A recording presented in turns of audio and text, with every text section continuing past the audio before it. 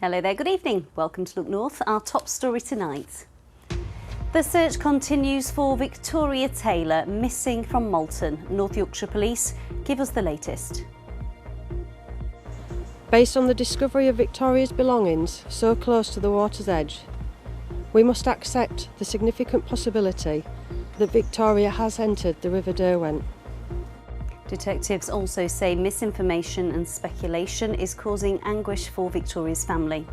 Also tonight, 4 out of 5 pensioners in our part of the world could lose the winter fuel allowance, say Age UK. West Yorkshire's Olympians and Paralympians are formally welcomed back from Paris with a Civic reception. And the precious ceramic mural in Bradford, lost behind a false wall for years, is back on display. And wet and windy best describes our weather today, but will it rain tomorrow? Join me at the end of the programme for all the details.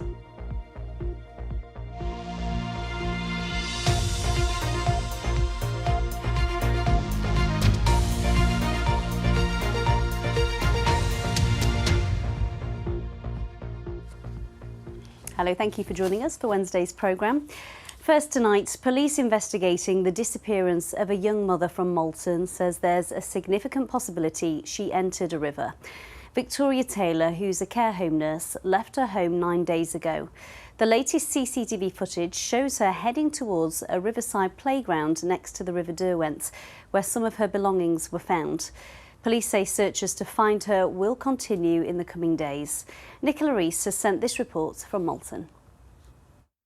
Well, this is where that press conference took place earlier, right on the water's edge here, and it was a really visual reminder of just how difficult the search operation continues to be.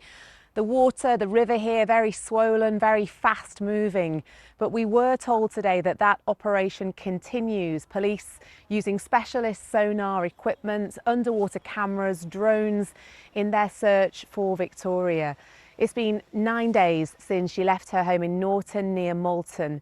Now, we did know about those 2 CCTV sightings, one at her local petrol station, the BP garage in Norton, and then a little later on outside the bus station.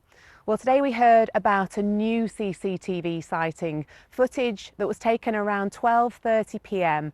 that shows Victoria walking down towards the riverside playground, which is just metres over that way. We heard today from Chief Superintendent Fiona Willey, who said that they had to accept the very real possibility that Victoria may have entered the water here. As with any investigation, we are very open-minded and will continue to explore all lines of inquiry. Based on the discovery of Victoria's belongings so close to the water's edge, we must accept the significant possibility that Victoria has entered the River Derwent. Searches are currently underway, and those searches have been taking place above and below the water surface. Over the coming days, we will continue our search to find Victoria and ensure that we are doing all that we can to support the family. Understandably, the disappearance of Victoria has shocked the local community, and the family take comfort in the overwhelming amount of support from people both locally and further afield. Well, we know Victoria has a young daughter at home, a partner. We know about her sisters, her family and her friends, many of whom have been very heavily involved in the searches here. And it is difficult to imagine how they must be coping after 9 days of this. We heard today at the press conference how they are suffering an unimaginable level of distress and that they are being supported by specialist police officers. And finally, we were told that this remains very much a missing person case, so nobody else is being looked for in relation to this case. We were told that it is slow and it is complex, and that because of that, North Yorkshire Police are receiving national help from specialist officers. Nicola Rees with that report there. Next tonight, a charity that supports older people says it's been inundated with requests for help from those worried about losing their winter fuel payments. Research from Age UK found that 4 in 5 pensioners in Yorkshire and the Humber living below the poverty line or just above it will no longer receive the money. Meanwhile, a drop-in centre in Leeds today, pensioners were worried about how they were going to keep warm this winter. As Heidi Tomlinson reports. A workout session at Crossgate's Good Neighbour scheme, where older people come for activities, support and friendship.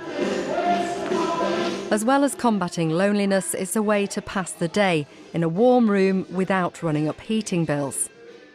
I got it last year, the fuel payment, but that's no guarantee you're going to get it again. No. So. Millions of pensioners will lose the winter fuel allowance of £200 or £300 this year. These payments will now only be made to those on pension credit or other means-tested help. Well, I shall miss it. I shall just have to keep it on and then probably be in debt to the gas or electric. I can't stand to be cold or freezing. I need to keep warm. So if I have to pay for it, yeah, I'll probably find it hard. It's not going to be cold because it affects your body then. It makes you feel ill. According to the charity Age UK, 4 out of 5 older people living in poverty in Yorkshire and Humberside won't be paid the winter fuel allowance this year. They're eating a lot of cold food. They're unplugging everything that they possibly could every evening, even when they're really tired and want to go to bed. They're staying in bed longer because that helps to conserve their heat. These things are really impacting on some older people's daily lives in a way that I don't think is acceptable in our society. Those on very low incomes, below £218 a week, are eligible to claim for a top-up known as pension credit. People receiving this benefit will automatically be paid the winter fuel payment. But over 800,000 in the UK fail to claim pension credit because they're not aware of the top-up, or sometimes it's due to a perceived stigma surrounding benefits. Well, the government says that more people are now claiming pension credit, which means that more will still be eligible for the winter fuel payment. And there is a £150 warm home discount that some could claim, which might help with bills over the winter. Some older people admit they don't need the benefit, like Julia, who preferred not to give her real name. What annoys me is that people got it who didn't need it. They use it for Christmas presents or new clothes or all sorts of different people. I've got my allowance, I'm going to get a new coat, and it was annoying. I'm glad they've stopped it. Despite that, Age UK is calling for more people to remain eligible for the winter fuel payment to ensure that home is a warm retreat through the colder months. Heidi Tomlinson, BBC Look North, Leeds. You're watching Wednesday's Look North, still to come on tonight's programme. I've been talking to children at a school in York who say no to smartphones.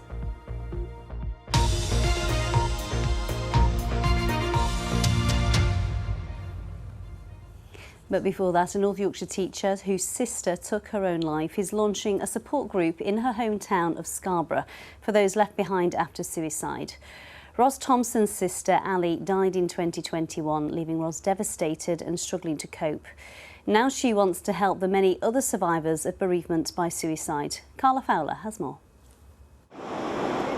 3 years ago, Scarborough teacher Ros Thompson's life changed forever. She received a call saying her younger sister, Ali, had taken her own life and she had to go and identify her body. It was devastating, and Ros has struggled with the loss ever since. Now she knows she needed specialist support, but the only charity to provide it, Survivors of Bereavement by Suicide, or SOBS, had no Scarborough branch. The nearest was York. I was just not in a fit state to travel. I got to a point where I didn't really know who I was anymore. Ali took her life in the July and I didn't really go back to work until after Christmas. I kept thinking I was ready, but I just wasn't. It can really change your working life, and for those people around you, the impact is huge. Over time, Ros and husband Mark have met more and more local people affected by suicide and realised many are trying and failing to cope alone. Now others have joined Ros to form a new branch of SOBS in Scarborough. Any grief is, of course, awful, but with suicide you've got the added whys. What could I have done? The massive guilt that I wish I could have done this. Why didn't I notice that? And that replays over and over and over in your head. Well, it did mine anyway. And it takes a long time to find a way through that. Ryan lost his brother to suicide when he was just 13. There's just no services for people There is services for bereavement, but suicide's a different level of bereavement, if only way I can describe it correctly, because it's such a raw, powerful thing. Not many people understand it, so it's basically just through through like kinship and finding Ros and then Cindy. It's peer on peer, so it's not counselling. So we're not counsellors, we are actually volunteers of people that have had that sort of experience. It's difficult for everybody how to react to someone taking their own life. So in a way that's taken away in the meeting because it's given, so everybody, to say, has that common experience and feel less alone. Ali was amazing. If she was in the room, everybody knew she was in the room. Very funny, very loving, a complete whirlwind. We miss her. The first meeting of Scarborough's survivors of bereavement by suicide will be next Monday at a private location. Carla Fowler, BBC Look North, Scarborough. And if you are suffering distress or despair and need support, including urgent support, a list of organisations that can offer help are available at bbc.co.uk/action line, or you can call for free to hear recorded information on 0800 066 066. Let's take a look at some other stories coming into the newsroom now. A fire in Bradford Tower Block is being treated as arson. The blaze broke out last Wednesday in the abandoned 8-storey building on Bolton Road. West Yorkshire Fire and Rescue Service said the cause of the fire could not be determined due to the extensive damage.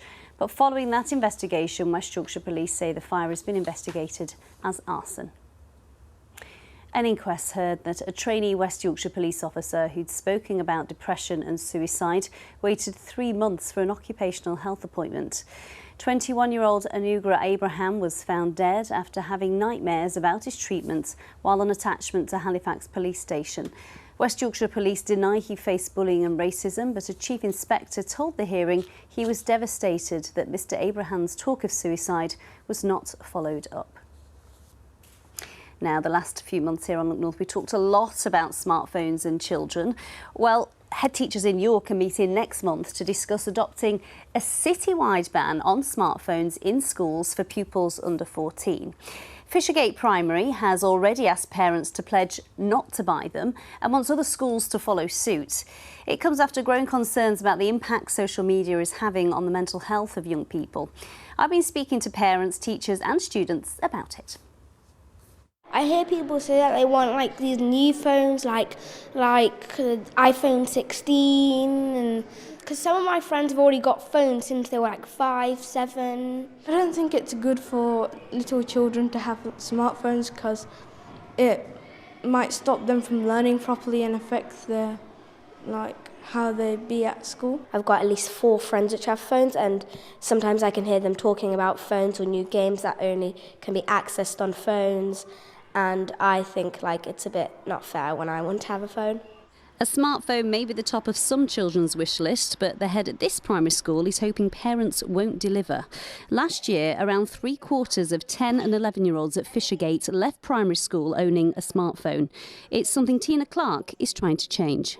We have communicated to parents that we want them not to buy their child a smartphone while they are in primary school, ideally not until they're 14. And this year we were really clear from the outset that this was our school policy and this is what we hoped that our parents would buy into. Tell me about the issues that you've had around smartphones in the past. We've, in a number of occasions over the last few years, had situations that have happened outside of school, inappropriate messages, some online bullying. We've had one child a year that we know of who has been groomed, and the police have been involved. That really opened our eyes to how vulnerable smartphone use can make our children. If you have young children, you'll know they often want what their friends have got. But if the school is asking parents not to buy smartphones, helps with that pester pressure a bit, doesn't it?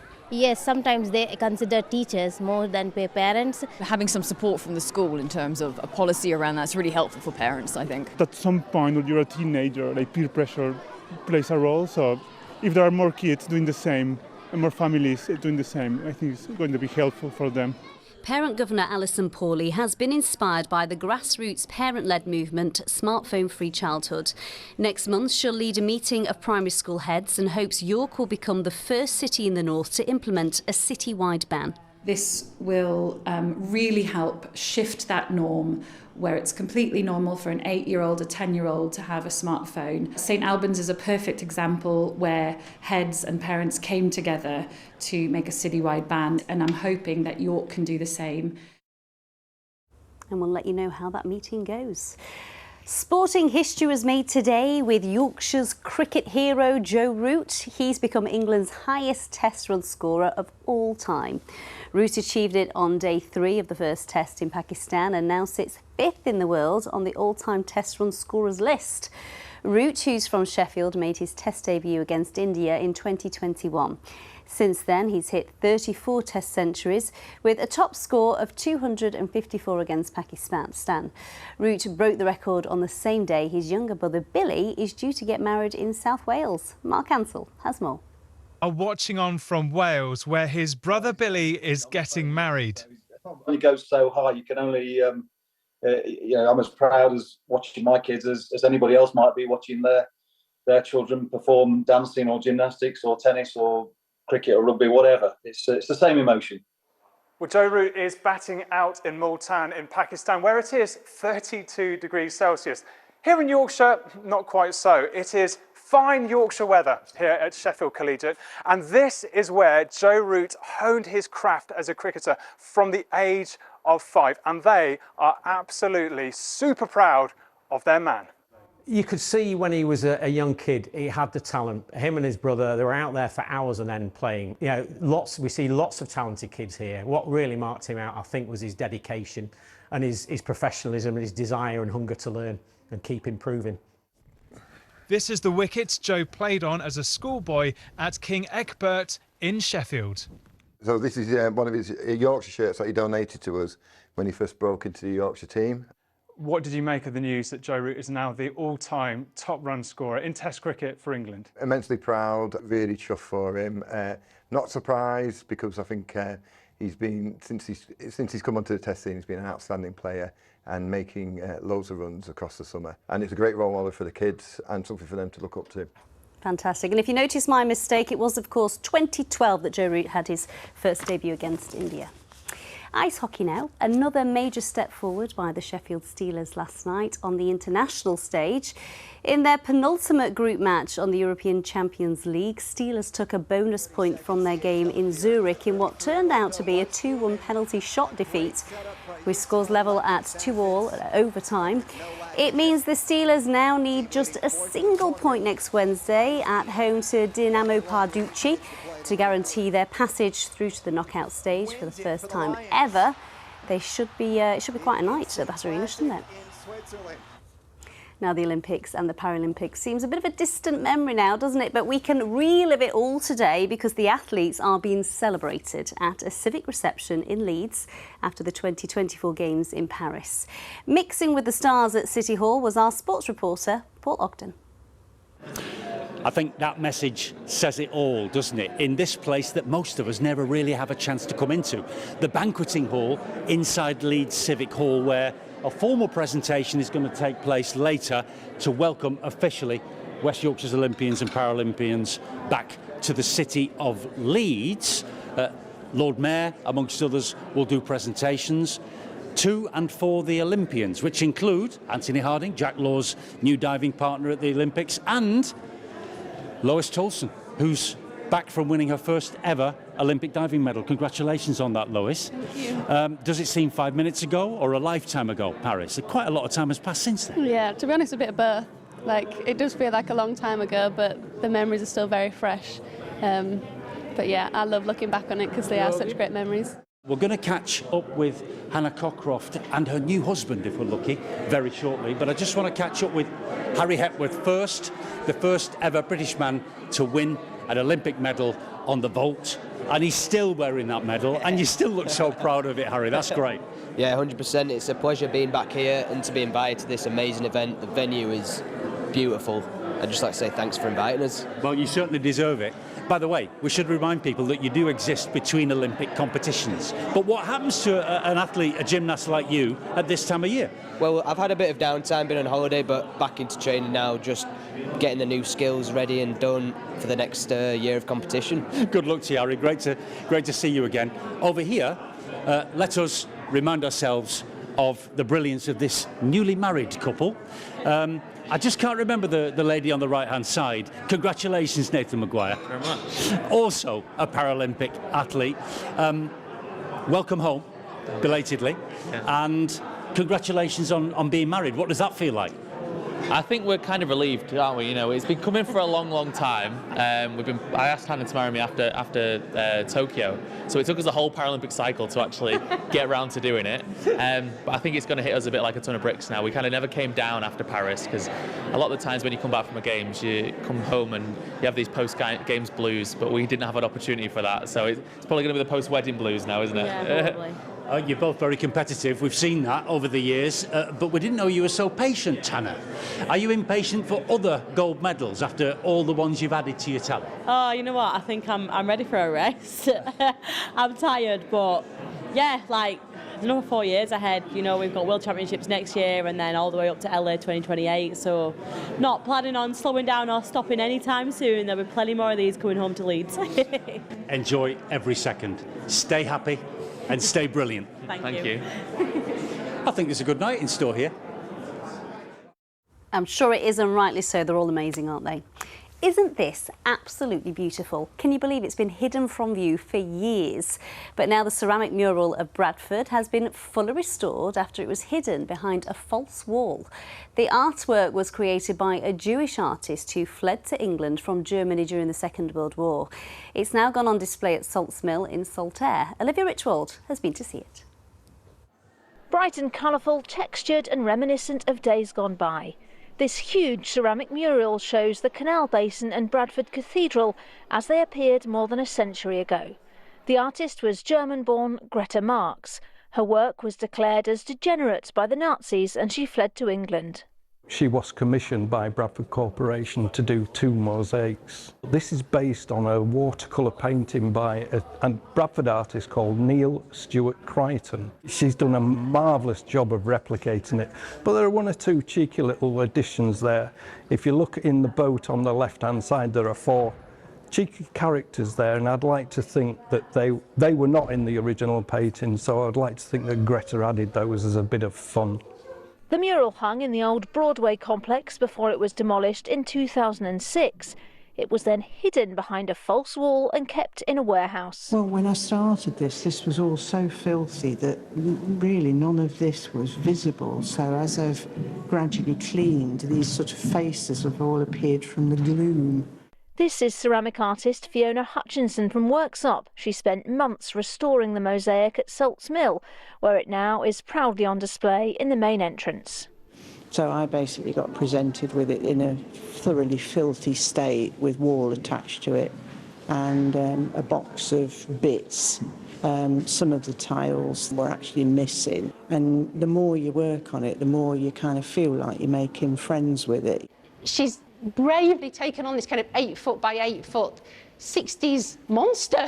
She had to fall in love with the work to do it, and she also had to become the artist in the way because she had to remake so much of it. Amazing work from her that we can now all enjoy. Among the first to see the newly restored mural was Paul, who used to walk past it every day when it was stored in his warehouse. Wow. What do you think? Absolutely superb. It was, the colours are much more vivid now than when they were sat in our warehouse. It's amazing. Mystery still surrounds the second mural that Greta Marx created of Bradford. No one knows where it ended up and if it'll ever be found. Olivia Richwald, BBC Look North, Salts Mill. What an incredible story. Weather here now with Emmanuel. Oh, it was miserable today, wasn't it? Yes, it was. Not great out there. We got off to a rather drizzly start in Wakefield. Sue sent us this absolutely beautiful picture in its own right. And even once the rain cleared, we did keep quite a lot of cloud out there. Thank you to our weather watchers. I'm not complaining. The pictures have been beautiful. You can send them to me on socials. The details are here on the screen. And even better, you can sign up to become a weather watcher. Why not? So something a little bit quieter tomorrow in the forecast. We do still have a few showers in the forecast for tomorrow, but we are expecting more in the way of sunny spells, but it will be rather cold out there. And that is because we are starting to pull in this northerly breeze. You'll start to notice it from tonight as well.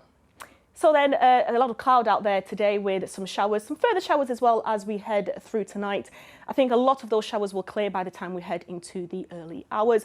You can see there a lot of that cloud should be breaking as well, allowing for some clear spells. But with that northerly breeze, it will be rather cold. Temperatures could be as low as 1 or 2 degrees Celsius. There is still a bit of a breeze as well, especially along the coast where we could see winds gusting up to 45 miles per hour and more like 30 to 35 further inland. So a quick look at the high water times for tomorrow morning then, around 9:15 at Whitby and just before 10 o'clock at Bridlington. So tomorrow then, any showers we get really confined to the coast. Further inland, we'll have patchy cloud and a good deal of sunny spells as well. The winds will ease, but it is still a northerly, so that means temperatures will struggle actually tomorrow. Our highest potentially 9 or 10 degrees. We should really be getting to around 13, 14 degrees for the time of the year. So a dry start, a dry evening tomorrow, and that does mean that it will be rather cold, if not chilly, tomorrow night into the early hours. Potentially some frost first thing. Friday, though, temperatures slowly starting to recover. Friday itself should be a rather pleasant day. We'll see a good deal of dry conditions out there with some sunny spells as well. So, as mentioned, turning cold tomorrow with temperatures potentially getting to highs of around 9 or 10 degrees Celsius. But then on Friday, temperatures starting to recover and it will be a day of patchy cloud and sunny spells. Back to you, Amy. Emmanuel, thank you very much. Well, that is it from the 6:30 team, but Tom Ingle will be here to keep you company at 10:30 this evening. From all of us, good night, enjoy your evening. Put the heating on, it's a bit chilly out there, isn't it? Bye-bye for now.